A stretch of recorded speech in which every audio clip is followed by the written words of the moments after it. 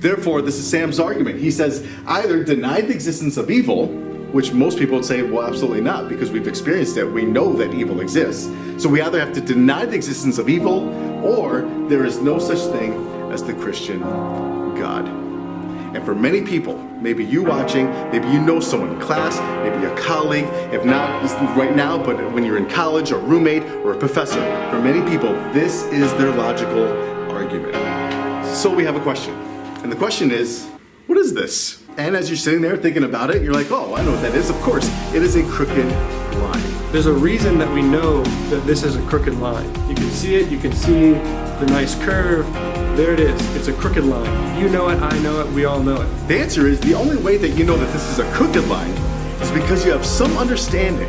You're comparing its crookedness. You're comparing what it looks like to something else. The only way we know it's crooked is because we understand what a straight line looks like. I love C.S. Lewis. Anytime I think you have a chance to read one of his books, and I have tons of them, to swing by and I'll let you borrow them.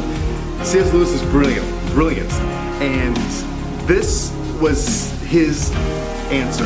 My argument against God was that the universe seemed so cruel and so unjust. But how had I gotten this idea of just and unjust? A man does not call a line crooked unless he has some idea of what a straight line looks like. What was I comparing this universe with when I called it unjust? This is Lewis's argument. We keep saying that the world is so evil, that pain and suffering, things are not right. And this is our argument against God. But what Lewis is saying is the only way we can understand that there's evil, that there's pain and then suffering, that something isn't quite right, because in all of our heads, we're comparing what exists to what should exist. We all are comparing reality to something else. So it's the idea that without God, we wouldn't have any idea what evil was. We can see evil, we can recognize pain and suffering because we've seen the alternative. We know, we've experienced, or we've seen that there should be a better plan, a better makeup, a better idea of what this world was meant to be. And we're all on the same page as to what this is. Why is that? It's like the deep sea creatures that live their entire existence in utter darkness.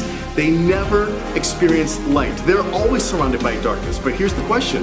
For creatures that live in the depths of the oceans, who never experience light, they don't know they live in darkness. Because the only way to understand that you're surrounded by darkness is to understand what light is. We only understand evil when we compare it, and we understand good. So our argument is, only because of God do we recognize what evil is. It's only because we have a standard.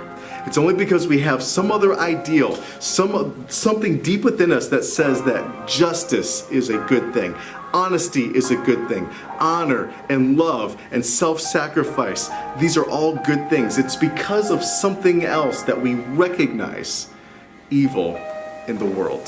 So just because evil exists, that's not proof that there isn't a God. It's actually proof that there is a God. But this is just one of several answers that we will be discussing when asking the question, if God, why evil?